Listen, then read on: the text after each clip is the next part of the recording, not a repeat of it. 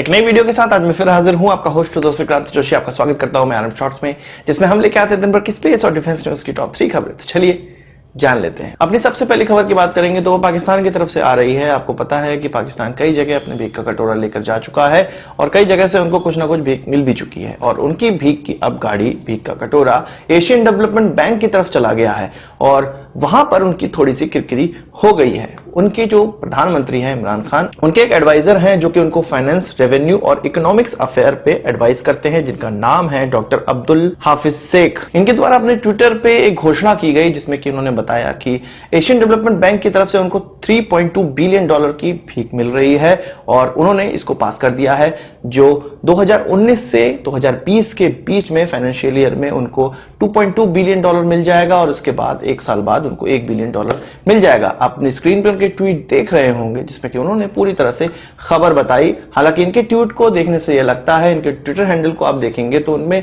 हर जगह इन्होंने लोन की बात की हुई है। हर ट्वीट इनका लोन से जुड़ा होता है कि यहां से इनको इतने पैसे मिल गए, यहां से इतने पैसे मिल गए। खैर उसको छोड़ते हैं।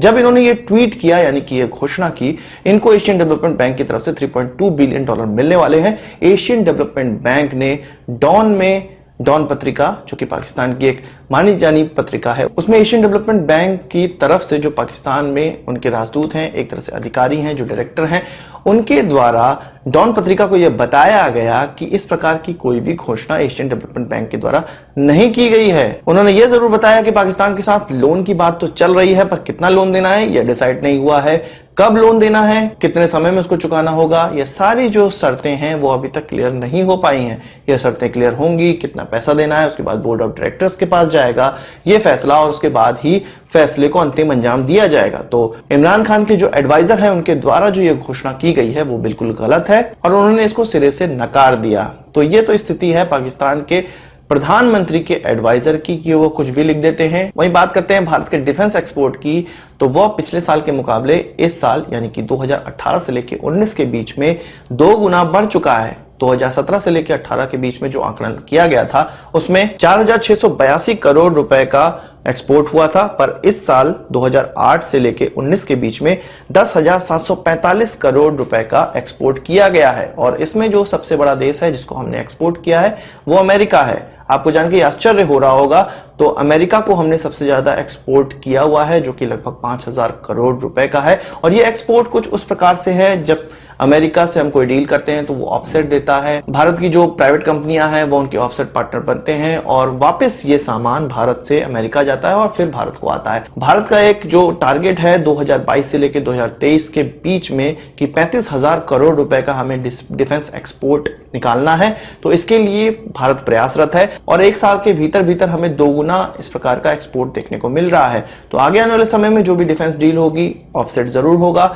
और जाहिर सी बात है कि हमारा डिफेंस एक्सपोर्ट बढ़ेगा। दूसरा जो देश है जिनको हमने एक्सपोर्ट किया है वो इजराइल है और तीसरा जो देश है वो यूरोपियन यूनियन है, जिसको हमने सबसे ज्यादा एक्सपोर्ट किया है इस साल 2018 से लेकर 2019 के बीच में। अब बात करते हैं हम लोग ओपन सोर्स इंटेलिजेंस एजेंसीज की, जिनकी भारत में भरमार है और पूरी सोशल मीडिया में भरमार है। ये ऐसी एजेंसीज होती हैं जो कि इधर उधर से लोकल लोगों से जानकारी जुटाकर इंटरनेट पे डाल देते हैं, सोशल मीडिया पे डाल देते हैं, जिससे कि हमारा देश बहुत ज्यादा त्रस्त है, आप लोग जानते ही होंगे। छोटी छोटी ऐसी आर्मी की गतिविधियां इंटरनेट पे डाल दी जाती हैं, जिससे कि पड़ोसी देशों को, जो हमारे दुश्मन देश हैं, उनको हमारी गतिविधियों की जानकारी हो जाती है। कुछ इसी प्रकार से जब बालाकोट स्ट्राइक हुई थी, भारत के जो टैंकर एयरक्राफ्ट थे, भारत के जो अवाक्स एयरक्राफ्ट थे, वो एयर क्षेत्र में कहां घूम रहे हैं, यह सारी जानकारी इंटरनेट से लेके इन्हीं एजेंसीज ने ट्विटर पे डालना स्टार्ट कर दिया। तो अब भारत की शिकायत पे, हालांकि यह क्लियर नहीं हुआ है कि भारत की तरफ से किसने शिकायत की, इंडियन आर्मी ने की, इंडियन एयरफोर्स ने की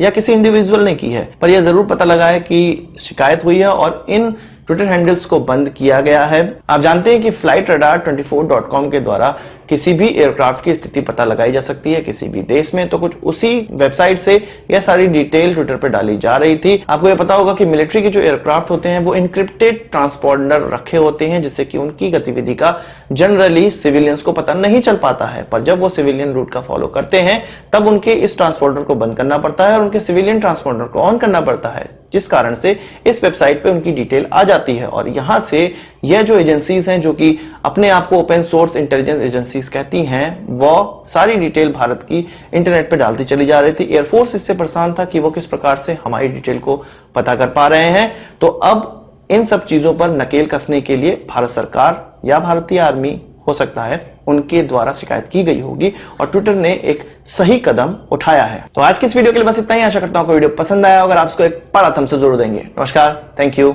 जय हिंद।